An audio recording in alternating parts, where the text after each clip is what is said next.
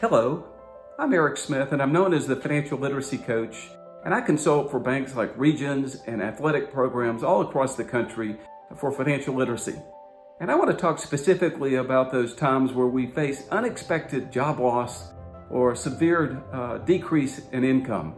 These can be very troubling times, and sometimes we may find ourselves in a situation where we don't quite have enough income to meet all of our monthly obligations. So creating a debt priority plan is a necessity. Let me suggest that the number one priority should be your housing expense. And that would include your rent payment or your mortgage payment. And whatever you do, try to make those payments so that we can keep a roof over our head. The next level or priority of debt, I would suggest, are the car loans that we have. You know, we certainly need to have a vehicle to go back and forth to work, so we want to do everything we can to keep those going. The lowest level of priority of debt would be installment debt or unsecured debt, and that could also include credit cards.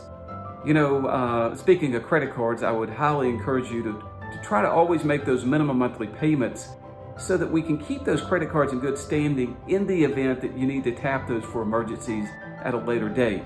Hopefully that won't happen, but that's certainly something we need to try to do.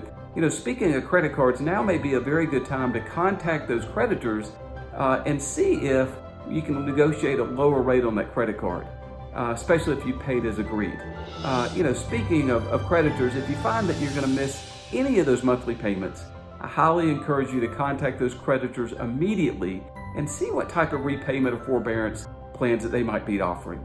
You know, you've worked really hard to create good credit and good standing, and we want to do everything we can to protect that.